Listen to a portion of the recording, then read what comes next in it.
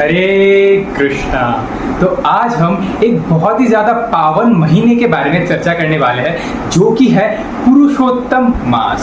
अब ये पुरुषोत्तम मास बहुत ही ज्यादा स्पेशल है और बहुत ही ज्यादा रेयर है और ये भगवान श्री कृष्ण का महीना है। भगवान श्री कृष्ण हमेशा पुरुषोत्तम है। भगवान जब भी किसी भी अवतार में आता है तो वो पुरुषोत्तम के रूप में काउंट होता है। जब भगवान श्री राम के रूप में आते हैं तब वो मर्यादा पुरुषोत्तम श्री राम के रूप से जाने जाते हैं। मर्यादा पुरुषोत्तम जो कि हमेशा रूल्स एंड रेगुलेशंस को फॉलो करके चलते हैं। जब भगवान कृष्ण के रूप में आते हैं तब वो लीला पुरुषोत्तम श्री कृष्ण के रूप में जाने जाते हैं, जो कि लीला करते हैं, अपने भक्तों के साथ आदान प्रदान करते हैं और भक्तों के साथ सारे रस में उनके साथ आदान प्रदान का भाव रखते हैं। अब ये राम और कृष्ण एक बहुत ही ज्यादा ब्यूटीफुल कैरेक्टर है। भगवान श्री राम एक आइडियल की तरह हमेशा रूल्स एंड रेगुलेशंस फॉलो करते हैं, लेकिन भगवान को कभी भी रूल्स एंड रेगुलेशंस फॉलो करने की कोई जरूरत नहीं है। लेकिन ये भगवान की महानता है, ये भगवान की ग्रेटनेस है कि वो रूल्स एंड रेगुलेशंस फॉलो करके हमें दिखाए ताकि हम इंस्पायर हो सके और हम भी उन्हें फॉलो कर सके। जैसे एक माता पिता होते हैं, माता पिता को पहले से ही पता है ABCD, लेकिन वो फिर भी बच्चे का हाथ पकड़ के उसको लिखवाता है ABCD। अब माता पिता को तो पहले से पता है, लेकिन ये माता पिता की करुणा है उस बच्चे के प्रति कि वो माता पिता बच्चे का हाथ पकड़ के ABCD लिखवा रहा है। उसी प्रकार ये भगवान की करुणा है हमारे प्रति कि भगवान खुद रूल्स एंड रेगुलेशंस फॉलो करके एक आइडियल सेट करके जाते हैं ताकि हम भी उसे फॉलो कर सके। और भगवान श्री कृष्ण ने अपने रूल बनाए, क्योंकि भगवान श्री कृष्ण स्वच्छंद विहार है। भगवान श्री कृष्ण को पूरी तरह से फॉलो तो नहीं कर सकते, लेकिन उनकी इंस्ट्रक्शन को, उनकी वाणी को भगवत गीता के रूप में फॉलो कर सकते हैं। तो जिस प्रकार से भगवान पुरुषोत्तम है, भगवान जब भी आते हैं पुरुषोत्तम के रूप में आते हैं और भगवान का एक धाम है जो कि है श्री पुरुषोत्तम क्षेत्र जगन्नाथपुरी। तो जगन्नाथ भी हमेशा पुरुषोत्तम है और उनका जो धाम है श्री क्षेत्र या पुरुषोत्तम क्षेत्र वो भी हमेशा पुरुषोत्तम है। तो जिस प्रकार भगवान पुरुषोत्तम है, उनका धाम पुरुषोत्तम है, उसी प्रकार भगवान का एक पावन महीना है जो कि है पुरुषोत्तम मास। ये महीना इतना रेयर है, इतना स्पेशल है कि अगर हम इस महीने में कोई भी भक्ति का कार्य करते हैं, कोई भी भक्ति का काम करते हैं तो हमें हजारों हजारों करोड़ों गुना ज्यादा फल प्राप्त होता है नॉर्मल महीनों से, नॉर्मल डेज। तो ये महीना इतना रेयर है और ये महीना 2.5 ईयर्स या 3 ईयर्स में सिर्फ एक ही बार आता है। इतना रेयर है ये महीना। अब इस महीने का नाम पुरुषोत्तम कैसे पड़ा इसके बारे में हम आगे चर्चा करेंगे, लेकिन इस महीने को अधिक मास के नाम से भी जाना जाता है और मल मास के नाम से भी जाना जाता है। अब अधिक मास ये नाम क्यों पड़ा, तो इसके पीछे एक कहानी आती है जो कि नरसिंह पुराण में आती है कि जब हिरण्यकशिपु ने तपस्या किया भगवान ब्रह्मा जी की जब उन्होंने तपस्या की तब ब्रह्मा जी प्रकट हुए और हिरण्यकशिपु ने मांगा कि मुझे अमरता चाहिए। अब ब्रह्मा जी ने कहा, अरे मैं खुद अमर नहीं हूं, मेरी उम्र लंबी है लेकिन मैं खुद अमर नहीं हूं, मैं भी एक दिन मरूंगा। तो जो खुद अमर नहीं है वो तेरे को अमर कैसे बनाएगा, तू बता, तो तू कुछ और मांग। तो हिरण्यकशिपु ने अपनी पूरी बुद्धि लगा दी, उसके दिमाग के अंदर जितनी भी ज्यादा रैम रोम सब लगा दिया, जितनी भी जीवी डेटा थी सब लगा के उसने बोला, मैं ना आकाश में मरूं, मैं ना धरती में मरूं, मैं ना पानी में मरूं, मैं ना घर के अंदर मरूं, मैं ना घर के बाहर मरूं, मैं ना अस्त्रों से मरूं, मैं ना शस्त्रों से मरूं, मैं ना देवी देवताओं से मरूं या किसी भगवान से मरूं, और ना मैं किसी मनुष्य या किसी पशु से मरूं।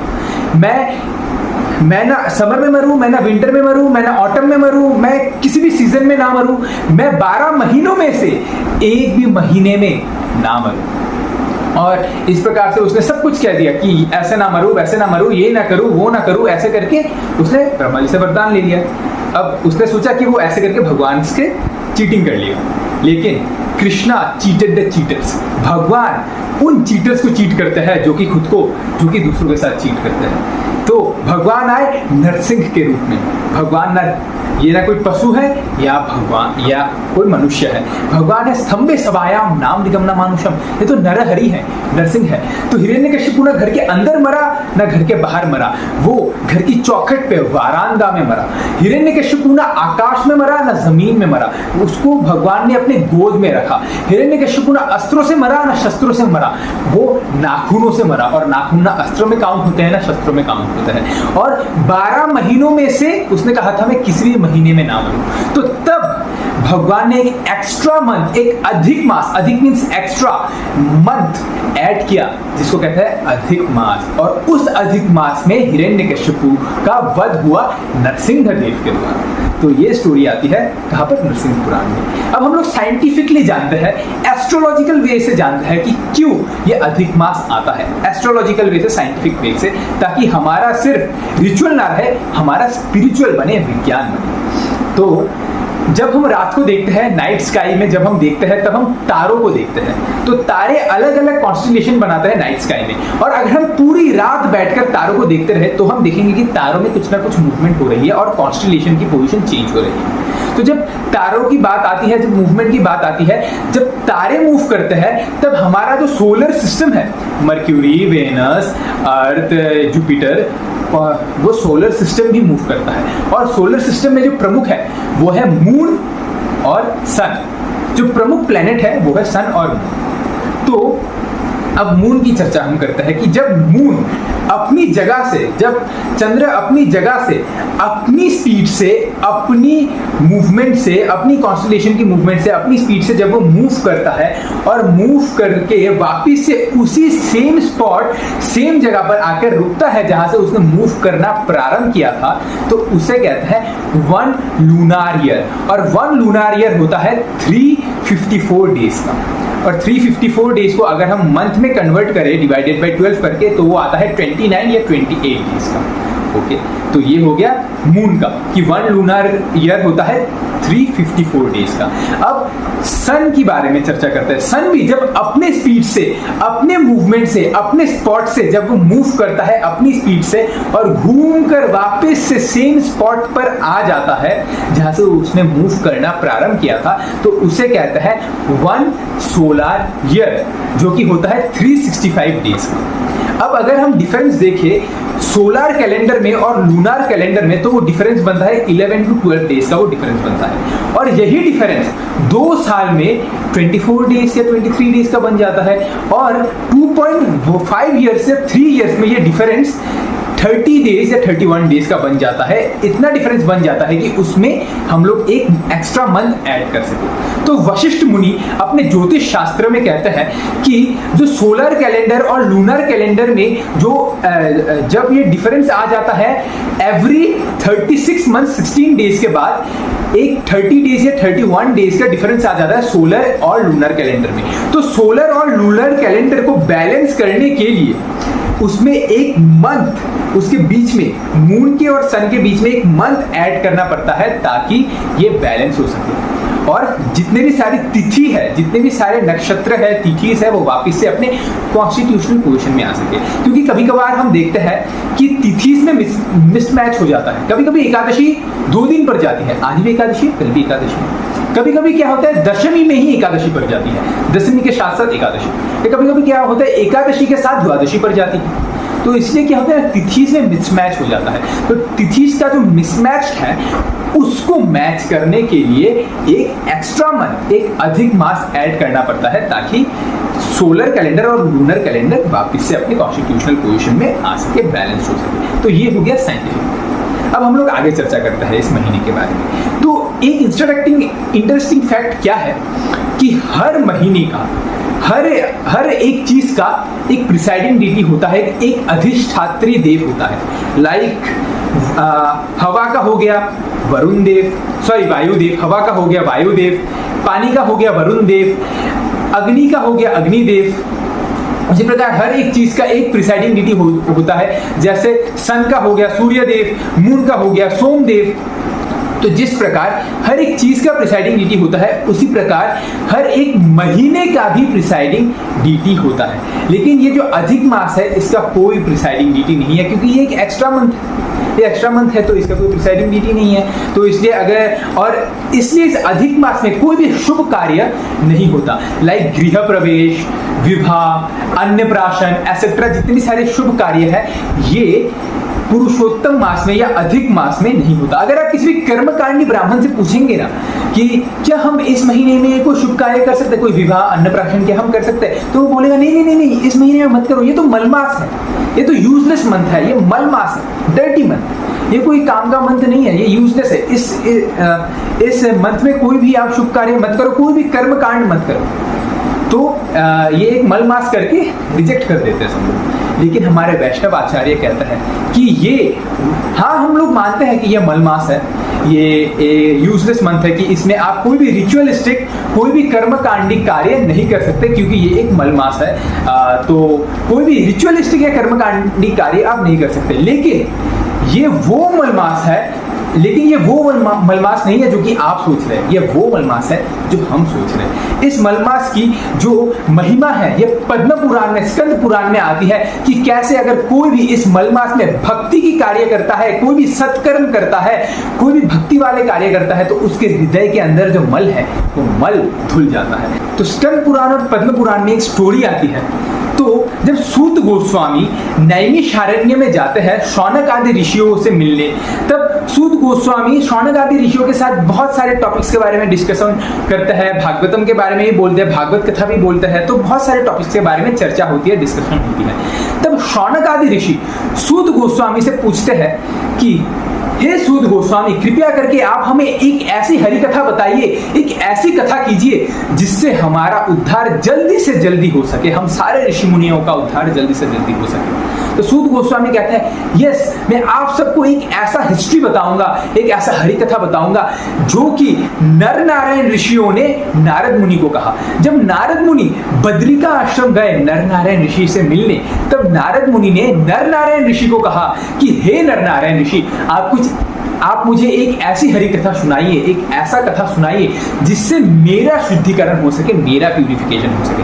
अब नारद मुनि पहले से ही प्योर है, पहले से ही उनका शुद्धिकरण हो चुका है, ही इज द प्योरेस्ट, और वो गुरु भी रहे हैं बहुत सारे बड़े बड़े भगवत प्राप्ति भक्तों के। लेकिन ये एक भक्त की विनम्रता है कि वो दूसरे बड़े वैष्णव के पास जाए और उनसे हाथ जोड़कर निवेदन करे कि आप मुझे को सुनाइए, क्योंकि एक साधु की कृपा उसके मुख से निकलती है और कानों से ली जाती है। तो नारद मुनि कहते हैं कि आप मुझे एक ऐसी हरि कथा सुनाइए जिससे मेरा प्यूरिफिकेशन हो सके। तो नर नारायण ऋषि कहते हैं हाँ, मैं आपको एक ऐसी हरि कथा सुनाऊंगा जो कि कृष्ण ने युधिष्ठिर महाराज को सुनाई। अब आप देखिए, जब शौनक आदि ऋषि ने सूत गोस्वामी से पूछा कि आप मुझे हरि कथा सुनाइए, तो सूत गोस्वामी कहने लगे कि हाँ, मैं आपको वो हरि कथा सुनाऊंगा जो कि नर नारायण ऋषि नारद मुनि को सुनाया, और नर नारायण ऋषि नारद मुनि को कहने लगे कि मैं आपको वो हरि कथा सुनाऊंगा जो कि कृष्ण ने युधिष्ठिर महाराज को सुनाया। तो इससे हमें क्या सीख मिलती है कि अगर कोई भी हमसे कोई प्रश्न पूछे, कोई भी हमसे कुछ भगवान के बारे में पूछे, तो हमें हमेशा अपने आचार्यों को, हम अपने गुरुदेव को याद करना चाहिए। हमें खुद से कुछ भी नहीं बोलना चाहिए, जो हमारे शास्त्र में दिया हुआ है, जो हमें अपनी आचार्यों से मिला है, जो हमें डिसाइप्लिक सक्सेशन के द्वारा मिला है, हमें वो कहना चाहिए। तो नर नारायण ऋषि अभी स्टोरी को डिस्क्राइब करना शुरू करते हैं। नर नारायण ऋषि कहते हैं जब युधिष्ठिर महाराज और बाकी पांडव द्रौपदी सहित जब वो लोग वनवास में थे, 12 साल का वनवास और 1 साल का अज्ञातवास, जब वो लोग वनवास में थे, तब वो लोग वृंदावन पहुंचे, और वृंदावन में वो लोग काम्यवन में पहुंचे। अब अगर आप काम्यवन में जाएंगे वृंदावन के, तो वहां पर एक जगह है जो कि युधिष्ठिर तीर्थ के नाम से जाना जाता है। तो वनवास के समय युधिष्ठिर महाराज वहां पर आए थे, इसलिए उस जगह का नाम पड़ गया युधिष्ठिर तीर्थ। सारे पांडव द्रौपदी सहित वहां पर आए थे। तो सारे पांडव काम्यवन में आकर रोने लगे, जोर जोर से कृष्ण का नाम पुकारने लगे, हे कृष्णा, हे कृष्णा, हे मधुसूदन, हे मुरारी, आप कहाँ हो कृष्णा, कृपया करके प्रकट हुई।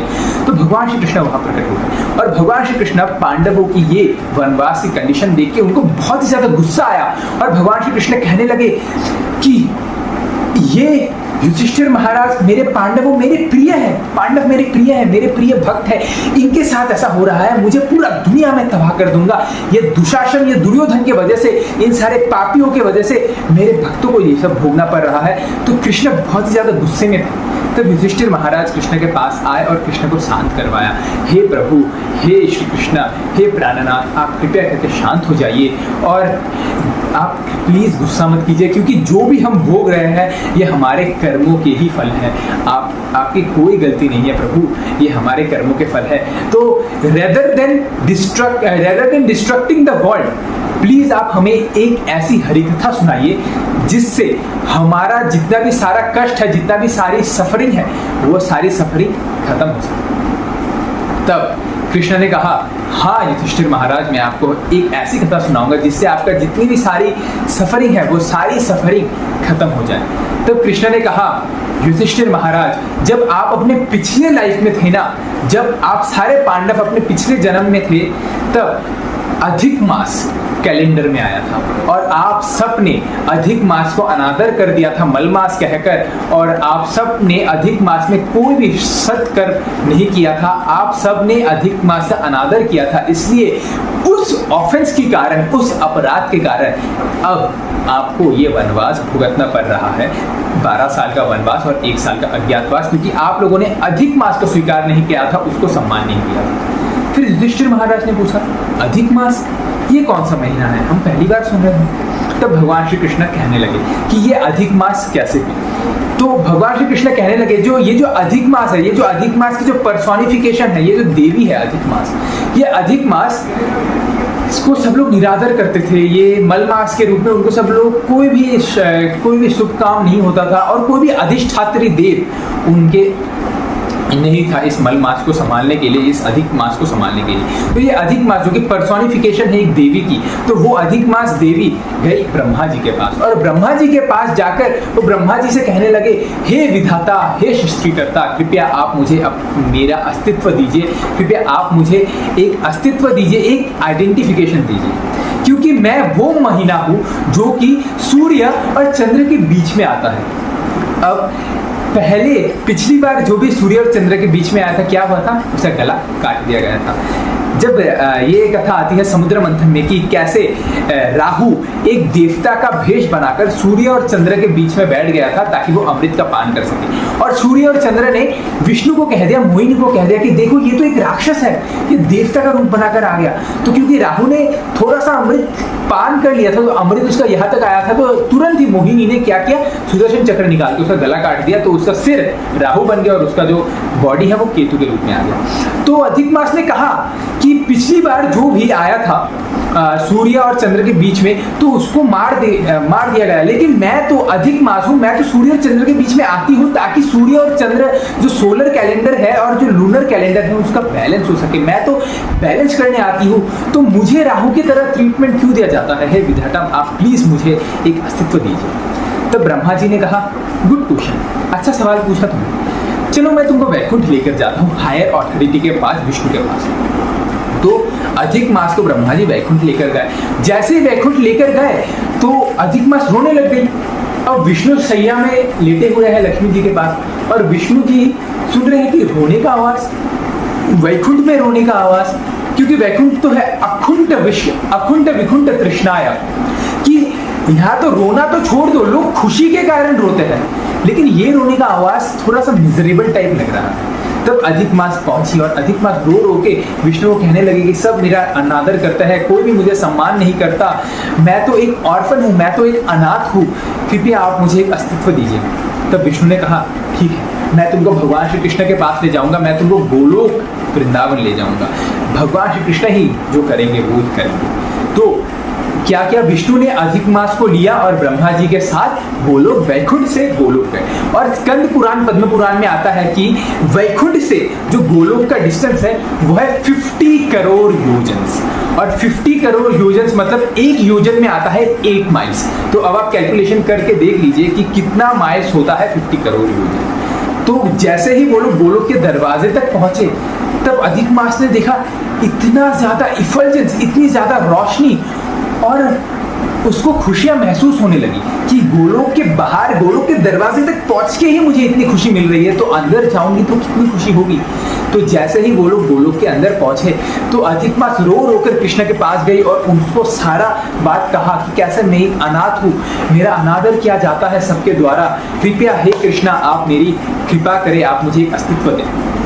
तब कृष्ण ने कहा, हे देवी, आप बिल्कुल निश्चिंत हो जाइए, क्योंकि मैं हूँ रसराज गोविंद। क्या होता है ना, कोई भी गोपी जिसको उसके पति त्याग देता है या उसके पिता त्याग देता है, मैं उस गोपी को अपनी बांसुरी बजाकर स्वीकार कर लेता हूँ। तो तुम चिंता मत करो। और मैं कौन हूँ? मैं हूँ पुरुषोत्तम। मैं हूँ पुरुषोत्तम। हे देवी तुम चिंता मत करो। जितने भी सारे महीने हैं उस सारे महीनों का जो अधिष्ठात्री देव है वो कोई ना कोई डेमी गॉड है, लेकिन तुम्हारा अधिष्ठात्री देव मैं बनूंगा और मैं अपना पुरुषोत्तम नाम तुमको दूंगा, क्योंकि मैं पुरुषों में उत्तम हूं। तो ये नाम मैं तुमको दूंगा और तुम्हारा नाम पड़ जाएगा पुरुषोत्तम मास।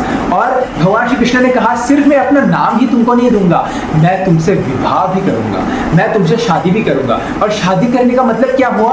शादी करने के बाद मेरा नाम तो तुम्हारा हो ही जाएगा और मेरी जितनी भी सारी संपत्ति है, मेरा गुण, मेरे जितना रूप, मेरे जितना सौंदर्य सब तुमको मिलेगा, मेरे जितना सम्मान सब तुमको मिलेगा और तुम बहुत ही ज्यादा पवित्र हो जाओगे और बहुत ही ज्यादा पावन हो जाओगे। तो ये कहते हैं भगवान श्री कृष्ण क्या अधिक मास को। और स्कंद पुराण और पद्म पुराण में आता है कि कोई भी अधिक मास में, पुरुषोत्तम मास में अगर कोई सत कार्य करता है, सत्कर्म करता है, भक्ति भजन करता है, भगवान का नाम लेता है, भगवान का भजन करता है, हरि कथा करता है, कोई भी भक्तिमय कार्य करता है तो उसको हजारों हजारों करोड़ करोड़ लाख लाख गुना ज्यादा फल प्राप्त होता है। और ये पुरुषोत्तम मास वैशाख और चैत्र मास से भी ज्यादा पावन है। इवन ये पुरुषोत्तम मास हजारों गुना ज्यादा फल प्रदान करने वाला है कार्तिक मास से भी। कार्तिक मास से भी हजारों गुना ज्यादा लाभदायक है ये पुरुषोत्तम मास। अब ये थोड़ा कॉन्ट्रडिक्टरी वर्ड है, क्योंकि कार्तिक मास है श्रीमती राधा रानी और पुरुषोत्तम मास है भगवान श्री कृष्ण। अब कैसे ये पुरुषोत्तम मास कार्तिक मास से भी ज्यादा लाभदायक है? क्योंकि कृष्ण से ज्यादा करुणामय तो श्रीमती राधा रानी है, तो कार्तिक मास ज्यादा लाभदायक होना चाहिए ना। तो पुरुषोत्तम मास ज्यादा लाभदायक कैसे है? By the mercy of Shrimati Radha Rani, by the mercy of Kartik मास। श्रीमती राधा रानी सोचती है अरे ये महीना तो 2.5 या 3 इयर्स में सिर्फ एक ही बार आता है, तो क्यों ना मैं अपनी भी कृपा इस महीने में ऐड कर दूं। तो श्रीमती राधा रानी अपनी भी कृपा इस महीने में ऐड कर देती है, इसलिए ये पुरुषोत्तम मास और भी ज्यादा कृपा प्रदान करने वाला हो जाता है। तो ये पुरुषोत्तम मास इतना ज्यादा महिमामय है। तो by the mercy of Shrimati Radha Rani ये पुरुषोत्तम मास और भी ज्यादा महिमा है। श्रीमती राधा रानी सोचते हैं मैं तो हर महीने आती ही हूँ अपने भक्तों के ऊपर कृपा करने, लेकिन ये पुरुषोत्तम मास तो सिर्फ 2 साल 3 साल में एक ही बार आता है ना, तो क्यों ना इस पे ज्यादा कृपा मिले। कोई भी इस पुरुषोत्तम मास में भक्ति भजन करता है तो उसको अधिक से अधिक भगवान की कृपा प्राप्त होती है। इसलिए इस महीने का नाम है अधिक मास। की अधिक से अधिक हमें भजन करना चाहिए और अधिक से अधिक भजन करेंगे तो हमें अधिक से अधिक से अधिक से अधिक फल प्राप्त होगा। ऐसा है ये पुरुषोत्तम मास। और भगवान श्री कृष्ण ब्रह्मा और विष्णु को साक्षी रखकर अधिक मास की जो देवी है उससे कहती है कि जब सब कोई तुम्हारा निरादर करेगा, वैसे तो मेरा गोलोक धाम में आना बहुत ही ज्यादा कठिन है, हे देवी मेरे धाम आना बहुत ही ज्यादा कठिन है, लेकिन जब सब कोई तुम्हारी निरादर करेगा और कोई एक व्यक्ति तुमको सम्मान करेगा और कोई भी अगर तुम्हारे इस पुरुषोत्तम मास में व्रत का पालन करेगा या भक्ति भजन करेगा तो उसको मैं हाथ पकड़ के अपने गोलोक धाम में लेकर आऊंगा। तो ये कहते हैं भगवान श्री कृष्ण किसको? पुरुषोत्तम मास को। और ये कहानी भगवान श्री कृष्ण किसको सुनाता है? युधिष्ठिर महाराज को। और ये कहानी सुनाकर भगवान श्री कृष्ण युधिष्ठिर महाराज को कहता है हे युधिष्ठिर महाराज अगला महीना है पुरुषोत्तम मास, अधिक मास। कृपया करके आप सारे पांडव, द्रौपदी, आप सब लोग क्या करें? इस अधिक मास में भक्ति भजन करें और व्रत का पालन करें। और मैं आपको ये कंफर्मेशन देता हूं कि अगर आप अधिक मास पालन करेंगे, अगर आप ये पुरुषोत्तम मास में भक्ति भजन करेंगे तो आपकी जितनी भी सारी सफरिंग है सब खत्म हो जाएगी और वनवास भी खत्म हो जाएगा। और वनवास के बाद जो युद्ध होगा उसमें आपको विजय प्राप्त होगी और आप सब मेरे धाम में आ सकोगे। तो ये कहते हैं भगवान श्री कृष्ण युधिष्ठिर महाराज को। और बहुत महिमा है पुरुषोत्तम मास की, बहुत ज्यादा महिमा है। अब मेन बात क्या है कि हमें करना क्या है इस पुरुषोत्तम महीने में, क्या किया जाए इस पुरुषोत्तम महीने में। तो शास्त्र मेंशन करता है कि पुरुषोत्तम महीने में अगर हो सके तो हमें वृंदावन में वास करना चाहिए, मायापुर में वास करना चाहिए, धाम में निवास करना चाहिए। क्योंकि ये पुरुषोत्तम मास किसका है? भगवान श्री कृष्ण का महीना है। तो भगवान श्री कृष्ण के महीने में अगर हम भगवान श्री कृष्ण के घर में जाके रहेंगे तो हमें अधिक से अधिक फल प्राप्त होगा। इसलिए इस महीने का नाम है अधिक मास। लेकिन अगर हम ना जा सके तो अपने घर को मंदिर बनाए और अपने हृदय रूपी मंदिर में भगवान श्री राधा कृष्ण को इंस्टॉल करें और वहीं से ही भजन करें। और दूसरा हम क्या कर सकते हैं, हम स्तुतियाँ गा सकते हैं, भगवान की स्तुतियाँ, बहुत सुंदर सुंदर स्तुति आती है भागवतम में। भीष्म स्तुति, कुंती स्तुति, गजेंद्र स्तुति, ध्रुव स्तुति, प्रहलाद स्तुति, बहुत ही सुंदर सुंदर स्तुति आती है भागवतम में। अगर हो सके तो हम डेली 10 मिनट से 15 मिनट्स कोई भी एक स्तुति गा सकते हैं। और क्या कर सकते हैं हम, chanting of the holy name. ये नाम जप करना बहुत ही ज्यादा प्रधान है, क्योंकि कली युग का युगा धर्म है ये नाम संकीर्तन, ये नाम करना। कली काले रे धर्म हरि नाम संकीर्तन, नाम कली काले नाम रूपे कृष्ण अवतार, ये कृष्ण का अवतार है। ये जो नाम रूप है ना, ये कृष्ण का अवतार है। तो अगर हम 16 माला कर रहे हैं तो हम 18, 20 अपने कैपेसिटी के हिसाब से थोड़ा माला बढ़ा सकते हैं, या अगर कोई 8 माला या 4 माला कर रहा है तो वो भी अपने कैपेसिटी के हिसाब से इस पुरुषोत्तम मास में 2 या 3 माला अपने कैपेसिटी के हिसाब से थोड़ा बढ़ा सकता है। और अगर कोई माला करना प्रारंभ नहीं किया है तो आप लोगों से निवेदन है कि इस पुरुषोत्तम मास में, इस पावन मास में आप लोग माला करना स्टार्ट कर सकते हैं, क्योंकि ये पुरुषोत्तम मास स्टार्ट होने वाला है 18 जुलाई से। तो आप सबसे निवेदन है कि आप लोग चैंट कीजिए, भगवान का नाम लीजिए, अधिक से अधिक नाम लीजिए। और दूसरा हम क्या कर सकते हैं, हम भगवान के सुंदर सुंदर भजन गा सकते हैं। और इस पुरुषोत्तम मास में सबसे ज्यादा चौराग्रगण्यम पुरुष अष्टकम गाया जाता है, क्योंकि इस पे पुरुष अष्टकम है। और ये है व्रजे प्रसिद्धम नवनीत चौरम गोपांगनागम चदुकुल्य चौरम अनेक जन्मार्जित पाप चौरम चौराग्रगण्यम पुरुषम नमामि। तो ये भजन बहुत ही ज्यादा गाया जाता है इस पुरुषोत्तम मास में। ये भजन बहुत ही ज्यादा प्रिय होता है भगवान श्री कृष्ण का। अगर कोई ये भजन पुरुषोत्तम मास में गाता है तो हम भी गा सकते हैं। व्रजे प्रसिद्धम नवनीत चोरम, कि व्रज में प्रसिद्ध है एक चोर। कौन है? नवनीत, बहुत ही सुंदर चोर है। कौन है? कृष्णा। नवनीत चोरम गोपांगनागम चतुकुल्य चोरम, जो गोपियों के हृदय को चुरा लेता है। और अगर कोई भक्त भगवान श्री कृष्ण को सरेंडर करे तो क्या करते हैं भगवान श्री कृष्ण? अनेक जन्मार्जित पाप चोरम, अनेक अनेक जन्मों के पाप है वो भी चुरा लेते हैं भगवान श्री कृष्ण। चोराग्रगण्यम पुरुषम नमामि, हे टॉप मोस्ट चोर, हे पुरुषों से उत्तम, हे पुरुषों में उत्तम, आपको प्रणाम है। तो हम ये चौराग्रगण्यम पुरुषाष्टकम गा सकते हैं। और क्या कर सकते हैं हम लोग एकादशी व्रत, इस महीने में 2 एकादशी होगी। ये 2 एकादशी व्रत अगर आप पालन करते हैं तो निश्चित रूप से आपको बहुत बहुत बहुत एकादशियों का फल मिलेगा, क्योंकि ये पुरुषोत्तम मास में अगर हम किसी भी भक्तिमय व्रत का पालन करते हैं तो हमें बहुत लाभ मिलता है। तो एकादशी का पालन तो हमें अवश्य करना चाहिए। और इस पुरुषोत्तम मास में 1 महीने तक तो अवश्य ब्रह्मचार्य का पालन करना चाहिए। Brahmacharya is very very very much important, और भगवान को बहुत अच्छा लगता है अगर कोई ब्रह्मचार्य पालन करता है। तो कार्तिक मास और पुरुषोत्तम मास में हमें ब्रह्मचार्य का तो पालन करना ही चाहिए। और हम लोग दान दे सकते हैं, क्योंकि दान देने की बहुत महिमा है। वैष्णवों को दान दे सकते हैं, मंदिर में दान दे सकते हैं, या अगर किसी को दान की जरूरत हो तो हम उसे दान दे सकते हैं। सोना भी दान कर सकते हैं, क्योंकि सोना दान करना बहुत ही ज्यादा उच्च माना जाता है पुरुषोत्तम महीने में। और भी बहुत कुछ है जो हम लोग कर सकते हैं। सारे तो नहीं कर सकते, आप अपने हिसाब से कुछ कुछ चूज करो और वो करो, क्योंकि अगर आप सब कुछ प्लान बना के रख देंगे कि मैं ये भी करूंगा, ये भी करूंगा, ये भी करूंगा, ये भी करूंगा, ये भी करूंगा, ये भी करूंगा, तो 2-3 दिन तक चलेगा, उसके बाद सब ठश हो जाएगा। तो मेन क्या है, आप अपने गुरु से पूछिए, शिक्षा गुरु, दीक्षा गुरु, या अगर कोई आपके मेंटोर है आप उनसे पूछिए कि हम क्या कर सकते हैं पुरुषोत्तम मास में। और आप लोग पुरुषोत्तम मास में ढेर सारा भजन करें, ढेर सारा भक्ति करें। और आपका ये जो दास है जो कि कैमरे के सामने बरबर कर रहा है, इसको भी अपने क्या है प्रेयर्स में इंक्लूड करें और प्रार्थना करें कि मैं भी भक्ति में आगे बढ़ सकूं, मैं भी अच्छे से इस पुरुषोत्तम मास का पालन कर सकूं और भक्ति भजन कर सकूं। तो आप सबको पुरुषोत्तम मास की हार्दिक शुभकामनाएं। Hare Krishna. Thank you very much for watching.